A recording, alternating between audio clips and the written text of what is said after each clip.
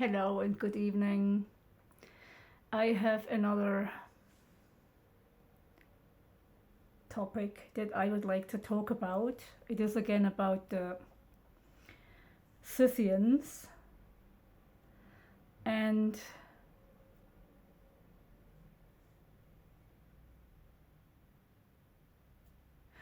of what I'm thinking. I have just watched a video, a BBC documentary on the ice lady that was found in the Altai region. I think it was. It was in East Asia. So in that region where the lady was found, Russian archaeologists and some other scholars, they studied the frozen mummy. And I'm going to post you the link below so that you can watch it on yourself. And after watching this, I have come to some hints that I can say. I also know about Ötzi. You know why Ötzi? From the Alps. So I always draw this connection. He had also some tattoos on his skin, and that was around probably 10,000, probably some. I don't know how old Ötzi was at the time he died, but it was proven that he had come from Anatolia.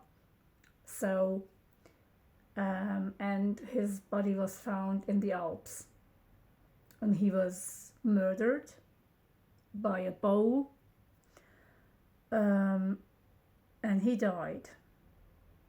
Okay. And the first things were that people noticed, that the archaeologists and the geneticists noticed, that was his tattoos. Okay. So this brings me to another thought of the Neolithic people and our ancestors. They had a common habit. Let's say not habit, but it was common that they had tattoos on their skin. So the history of tattoos goes back to probably Neolithic times and so on. So why am I mentioning this? Because I read again under some comments, under some videos, some comments which claim that they must have been Europeans, they must have been blah blah blah, they must have been of this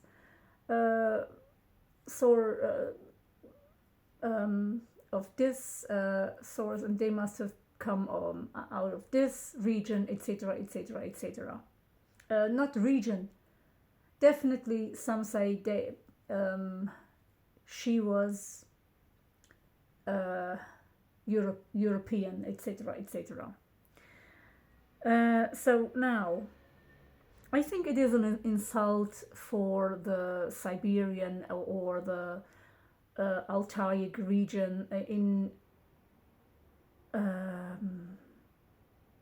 Mongolia and Kazakhstan, and that region which has so ancient roots and traditional roots in their common shamanistic beliefs.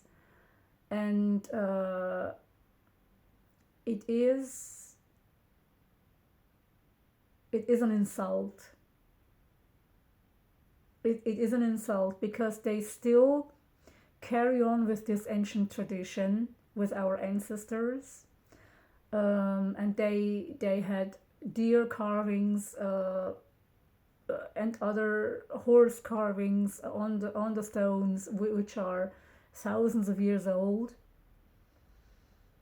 and even on the caves, most probably the first caves that were inhabited by our ancestors. They tried to paint on these kinds of walls. So first it started with walls, and then after certain nomadic tribes started to ride on their horses, our ancestors, the Scythians, they started to prove their ancestry on their skin. So they used this on their skin. Now, what I'm trying to say is that ice lady who was excavated from the Kurgan in Mongolia, I think it was, her tattoos mean her ancestry. And the tattooing most probably go back to Anatolia. Why am I saying this? Because the Hittites had their symbol, which was the deer. And she had deers on her skin, and she had horses on her skin. Now, I think it has a certain connection with Anatolia, the tattoos that she had.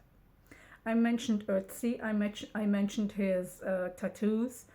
The lines that Ötzi had out of Anatolia must have meant most probably his ancestral lineages, that maybe he was from the first generation or the second generation or the third generation, most probably, because he had lines and then again lines and then again lines. This must have meant something about his family roots or ancestors, etc.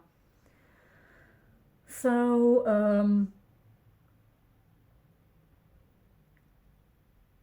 okay, so that culture, that tattooing culture, and the Pazyryk culture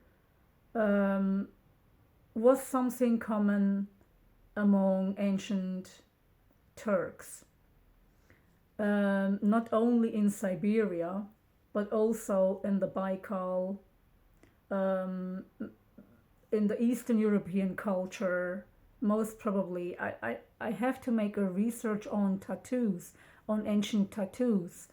So, when did it start, for example, things like that. But I have an idea on the roots that the tattoos that tried to touch on. Tattooing was most probably made because people wanted to show their ancestors on their tattoos. And the lineage, the ancestral lineage must have gone back to thousands of years, or tens of thousands of years, most probably.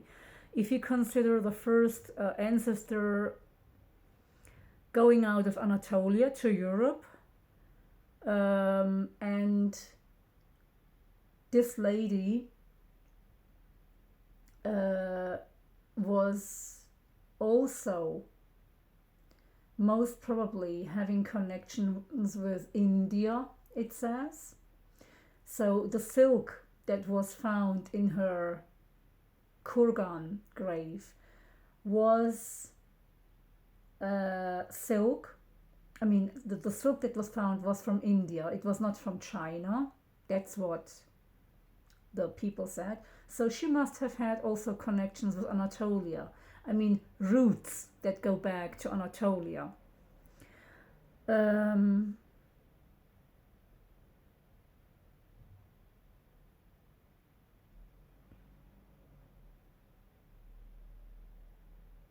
yes, and if you have a look at the symbols that her skin represented, it was horses, deers, and other things like that. So which you see in ancient Anatolia. You can see the deer in the Hittites, and the eagle, for example. Yeah, eagle was also represented on her skin, and the eagle you can see in the Gökturks. So who used the first stone carvings on so they had I think they were the first Turks to have an alphabet, but before that it was all oral. So people must have pierced or must have tattooed themselves on their skin before that, because they had no written records. So all these hints, all these pictures, and all these symbols were on their skin, was on their skin. I just wanted to mention, for example, about the symbols. If you go back to Göbekli Tepe 10,000 years ago, and people started symbolism on the stones, and you see, okay, you try to guess what the meanings were, etc., etc. So there is a very ancient symbol carved in one of the stones, which is a crescent and a star. So I think the Turkish flag goes back tens of thousands of years. So 10,000 years ago, our ancestors had this carved on the stone, Göbekli Tepe. So I think the crescent and the star has something to do with it. It has something to do with it. It is not. It is not only about bloodshed and about the crescent that was present while fighting with your enemies, etc., etc. I think that's more. That's more. That symbol, I think, goes back to Göbekli Tepe. It goes back until Göbekli Tepe.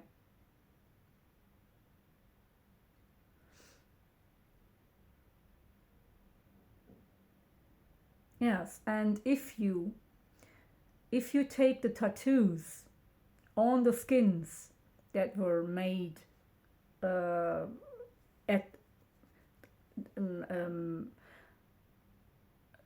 at the Scythians, you can see that it, or if you consider this lady only a European, this would be an insult, I think. So if you want to mention that the tattoos were of Scythian origin, you must include Siberians, Central Asians, Western Asians, Northern Asians, and also Eurasians. That means you have to go until Northern Europe. Even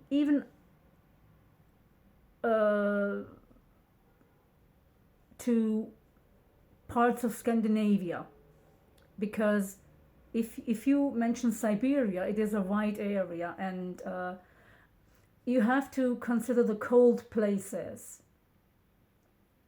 as well, because I most probably think that this is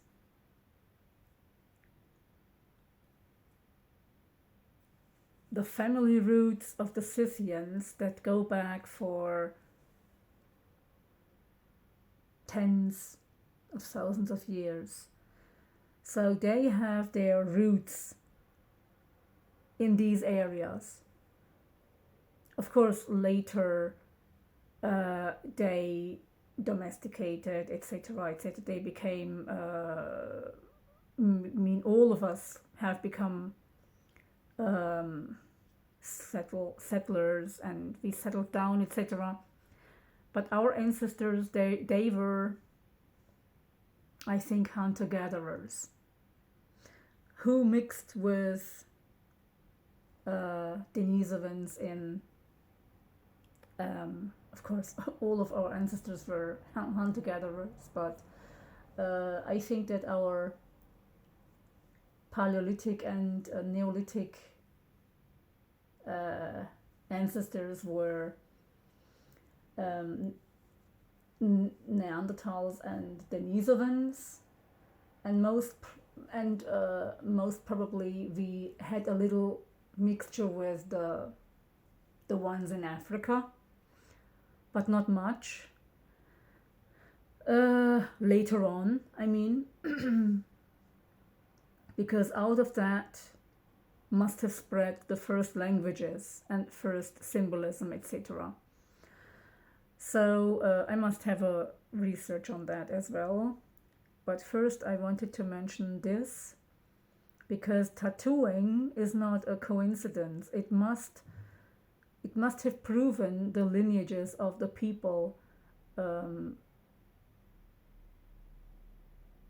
and where they were living, the areas that they were living, etc., etc.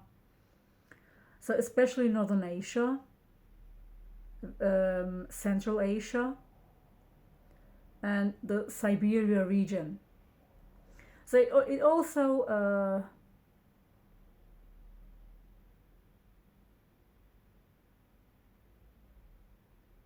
it is also not very, how can I say, it is not very nice that you consider all Northern Asians or all Central Asians of one phenotype. There were lots of phenotypes in those areas. If you consider Siberia and Chinese people, for example, have white skin. Okay, they are dark, they have dark eyes, dark hair, etc. But if you think of the Urals, if you go to the Urals, and if you go to the steppe, and that part of the steppe must have been blonde. So the ancient Turks, they must have had, and I'm sure that they had, fair complexion and blue eyes, green eyes, because I know it from my grandmother and from my grandfather. They had both blue eyes, and we have in our family blue eyes, dark hair, sometimes blonde hair, and colored eyes. So it is the new generation that has turned the eye color a little bit more hazel and brown, etc. But about 70 years ago, or so, most people in my region, where my parents come from, they had blue eyes, and there are still people who still have blue eyes in my hometown. And I have to tell about a surname of one of our family relatives. His surname is Sak. So most probably, maybe this term derives from Saka, most probably, but I'm not sure. So I just wanted to mention it, because the term Saka is also widely discussed what it means and where it came from, etc. So that's what I wanted to say about the Scythians and their wide range of area. So I think it goes back until the Anatolian roots. I mean, Siberia and Anatolia had their root, and also Siberia had its root with northern Europe. I mean, that line, the steppe line, of course. So, and all, of course, in Europe, there were also other Scythian tribes, and the Pechenek Turks, the Alan Turks, and the Khazar Turks, who have been said to have converted into Judaism. So, very interesting that first these shamanistic beliefs turned around 1000 AD approximately into monotheistic religions, mainly Christianity, Islam, or Judaism. Very interesting.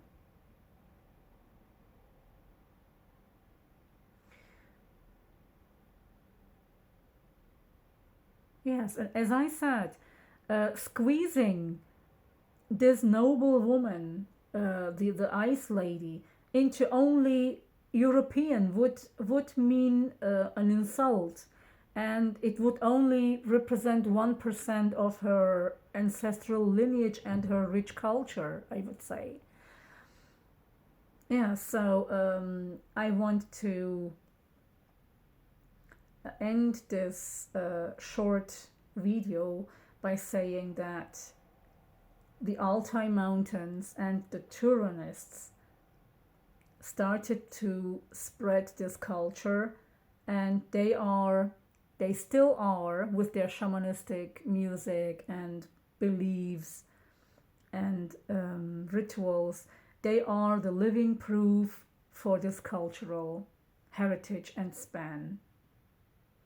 Yes, and we must preserve this culture. We must preserve this culture. Okay. Good night.